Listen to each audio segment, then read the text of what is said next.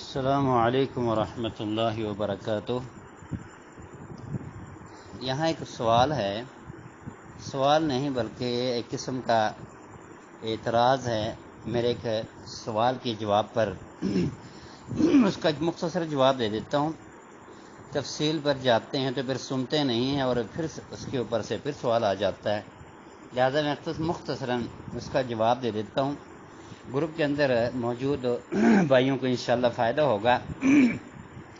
یہ گروپ میں آ کر کس نے سوال نہیں کیا، بلکہ یہ یوٹیوب میں جو ہمارے یہ سوالات کے جوابات جا رہے ہیں وہاں پر کسی نے سوال کیا تو ہماری ایڈمن باجی نے دیکھا اور اس کو میرے پاس بھیجا ہے، اور اس کو میں ضروری سمجھتا ہوں کہ اس کا جواب دے دیا جائے۔ خواہ مخواہ کچھ بھائی جو ہیں وہ کسی وجہ سے بھی وہ بدگمانی پھیلا دیتے ہیں، لہٰذا میں اس کا جواب دینا چاہوں گا۔ یہ ہے کوئی الفرقان ہیلتھ کیئر، ان کا یہ اپنا گروپ ہے یا کوئی علاج گاہ ہے، کوئی بنایا ہوا ہے۔ اس کا ایک سوال ہے، فرماتے ہیں مفتی صاحب اللہ کا خوف کریں، میں خود اسلامی معالج ہوں، آپ کا یہ کہنا کہ جادو کے ذریعہ اولاد پر بندش کی جا سکتی ہے، نظریہ پر قرآن و حدیث، صحابہ، تابعین اور خیر القرون کے دور میں یا اس کے بعد اس پر اگر کوئی دلیل ہے تو پیش کریں۔ میں نے کسی سوال کے جواب میں کہا تھا کہ جادو کا اثر جو ہے وہ حمل پر ہو جاتا ہے، لہذا اس پر یہ صاحب فرماتے ہیں کہ اس کا کوئی وجود نہیں ہے۔ خیر القرون میں یا کسی حدیث یا قرآن سے اس سوال کا جواب دیں، اگر ہے تو آپ اس کو ثابت کریں۔ لیکن ایسے لوگوں کو اللہ تعالی ہدایت دے، آداب کا بھی نہیں پتہ ہوتا نا۔ یہ سوال کرتے کہ بھئی اس کے بارے میں ہمیں دلیل چاہیے، تو یہ ہے کہہ رہا ہے کہ اللہ کا خوف کریں۔ کیا میں آپ سے خوف کہوں؟ اللہ سے ہی ڈرتے ہیں۔ اللہ تعالی ہم سب کو اپنے ہی خوف میں رکھ کے کسی اور کے ڈر نصیب نہ کرے، لہٰذا اس سوال کا مختصر جواب میں دینا چاہوں گا، تو سنیے اور انشاءاللہ سننے والوں کو فائدہ ہوگا۔ یہ صحیح بخاری کے اندر حدیث ہے، 5152 نمبر حدیث ہے، یعنی 5152، اور صحیح مسلم کے اندر یہ حدیث ہے 2146، یعنی 2146 46۔ یہ حدیث ہے، میں آپ کو سناتا ہوں، انشاءاللہ سننے والوں کو فائدہ ہوگا۔ عن اسماء بنت ابی بکر رضی اللہ تعالی عنها انها حملت بعبد الله بن الزبير بمكة، قالت فخرجت وأنا متم فأتيت المدينة فنزلت قباء فولدت بقباء ثم أتيت به رسول الله صلى الله عليه وسلم فوضعت في حجره ثم دعا بتمرة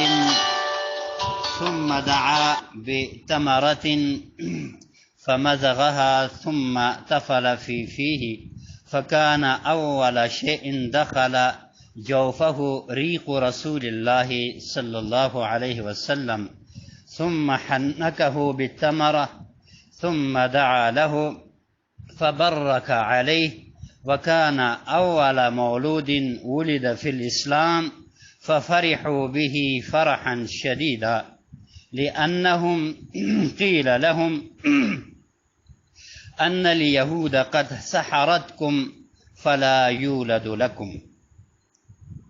اس حدیث کا مفہوم یہ ہے، اسماء بنت ابی بکر رضی اللہ تعالی عنہا فرماتی ہیں کہ میں عبداللہ بن زبیر کا حاملہ ہوئی، یعنی ان کا بیٹا ہے عبداللہ بن زبیر، اس کا حمل مکہ سے ہی شروع ہوا اور ولادت کی قریب میں ہجرت کر کے مدینہ آنے لگی، اور جب میں مدینہ پہنچی قباء کے پاس تو عبداللہ بن زبیر پیدا ہوا ان سے۔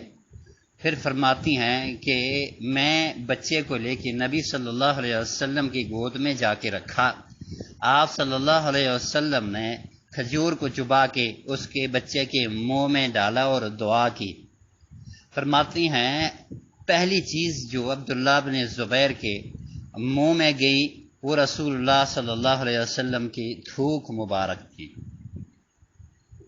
پھر رسول کریم صلی اللہ علیہ وسلم نے دعا فرمائی عبداللہ کے لیے، اور فرماتی ہیں وَكَانَ أَوَّلَ مَوْلُودٍ وُلِدَ فِي الْإِسْلَامِ، یہ پہلا بچہ تھا جو اسلام میں یعنی کہ مدینہ کی حدود کے اندر پیدا ہوا۔ اور فَفَرِحُوا بِهِ فَرْحًا شَدِيدًا، اور لوگ مسلمان بہت خوش ہوئے۔ کیوں خوش ہوئے؟ اس حدیث سے کیا ثابت ہوا؟ پھر جو مدعا ہے وہ تو یہاں پہ ذکر نہیں ہے، وہی ذکر کر رہا ہوں جس بھائی نے سوال کیا۔ آگے اس حدیث کا حصہ ہے، اسماء بنت ابی بکر فرماتی ہیں لِأَنَّهُمْ قِيلَ لَهُمْ أَنَّ الْيَهُودَ قَدْ سَحَرَتْكُمْ فَلَا يُولَدُ لَكُمْ، اس لیے بہت خوش ہوئے کہ لوگوں میں یہ بات مشہور ہو گئی تھی کہ یہودیوں نے مسلمانوں کو جادو کیا ہے، لہذا مدینہ میں آنے کے بعد کسی کا کوئی بچہ نہیں ہوگا۔ تو اللہ تعالی نے عبداللہ بن زبیر عطا فرمایا اسماء بنت ابی بکر کو، اس لیے لوگ بہت زیادہ خوش ہوئے۔ یہ حدیث بخاری اور مسلم میں ہے۔ اس حدیث سے کیا ثابت ہوا؟ اس حدیث سے یہ ثابت ہوا، جیسے علماء کا قول ہی پیش کرتا ہوں، میں اپنا قول نہیں پیش کرنے لگا۔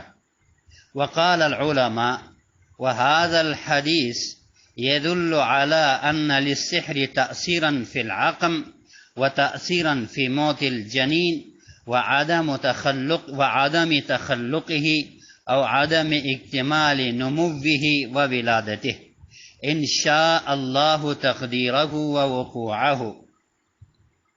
فرماتے ہیں کہ علماء اس پر اتفاق کرتے ہیں کہ اس حدیث سے ثابت ہوا کہ جادو کا بچے کے حمل کے اندر بھی تاثیر ہوتی ہے، اور جادو کی وجہ سے کبھی حمل یعنی بچہ جو پیٹ کے اندر ہے وہ بھی مر جاتا ہے، اور جادو کی وجہ سے جادو کی بسبب کہیں تو بہتر ہوگا، پیدائش کے اندر بھی اونچ نیچ کمی بیشی ہو سکتی ہے، اور اس کی پیدائش کی اچھی تخلیق ہو اور بری تخلیق یعنی بیمار وغیرہ بھی ہو سکتی ہے، لیکن آخر میں یہ فرمایا انشاءاللہ، اگر اللہ چاہے کہ یہ ہو جائے تو ہو جاتا ہے، یعنی کہ اللہ کی چاہت تو ہر چیز کے اندر ہے نا، کہ بندہ بیمار ہوتا ہے تو اللہ کی چاہت سے، کسی کی کان نہیں ہوتے پیدا ہوتے ہی پیدائشی طور پر وہ بھی اللہ کی چاہت سے،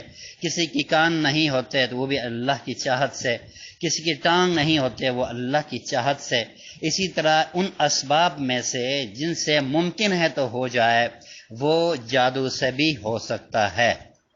لہذا جو بھائی مجھے خوف خدا یاد دلا رہا ہے، میں اس کا شکریہ ادا کرتا ہوں کہ اس کے اس سوال کی وجہ سے، اگرچہ انہوں نے بدگمانی سے ہی کیا تھا کہ یہ ویسے ہی بولتا ہے، میرے بھائی میں کوشش کرتا ہوں کہ جو سوال کا جواب دینے لگا ہوں کہ وہ جائز ہو اور قرآن سنت یا کم از کم اسلام کے اندر اس کی مخالفت نہ ہو۔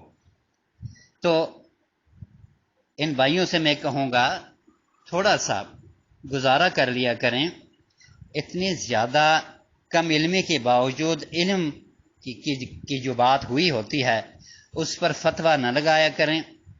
فتویٰ کا بڑا شوق ہوتا ہے ایسے بھائیوں کو، پتہ کریں کہ یہ ممکن ہے نہ یا ناممکن ہے۔ یہ حدیث اگر نہ بھی ہوتی، سنیں میرے بھائی الفرقان ہیلتھ کیئر والے، اگر حدیث نہ بھی ہوتی تب بھی یہ بات صحیح ہو سکتی تھی، اس لیے کہ بیماریاں ہیں، اور بیماریاں ہر دور میں موجود ہونا کوئی ضروری نہیں ہے۔ نبی صلی اللہ علیہ وسلم کے دور میں کسی نے ٹی بی کا سنا ہو، کسی نے ہیپاٹائٹس سی اور بی کا سنا ہو۔ نبی صلی اللہ علیہ وسلم کے دور میں اس قسم کی بیماریاں اگر ہوئی ہو اور آپ صلی اللہ علیہ وسلم کے دور میں ان بیماریوں کے لیے یا کینسر کی کہیں کسی نے نام سنا ہو اور ان بیماریوں کے لیے کسی نے اسپتال بنایا ہو، کسی نے آپریشن کیا ہو، میرے بھائی بیماری جو ہے وہ جادو بھی ان بیماریوں میں سے ایک بیماری ہے جو اللہ کی چاہت سے آگے ہو جاتی ہے۔ یہ اجتہادی ہے، شرعیہ نہیں ہے۔ یہ بھی یاد رکھیں، اگر واقعی عالم ہو، معالج ہونے کا جو دعویٰ ہے، معالج ہونا کوئی ضروری نہیں کہ وہ عالم بھی ہو۔ ان سے میں یہ کہوں گا کہ اگر آپ معالج ہو تو علم بھی سیکھ لیں، اگر علم سیکھا ہوا ہے تو یہ اصطلاح بھی سمجھ لیں کہ جادو کو امام بخاری نے کتاب الطب میں ذکر کیا ہے۔ اس کا مطلب ہے کہ یہ اجتہادی مسائل میں سے ہیں، جیسے ڈاکٹری اور بیماری مسائل سارے اجتہادی ہیں، پیچھے بھی ایک بیان میں بتا چکا ہوں۔ یہ اجتہادی ہے، شرعی نہیں ہے۔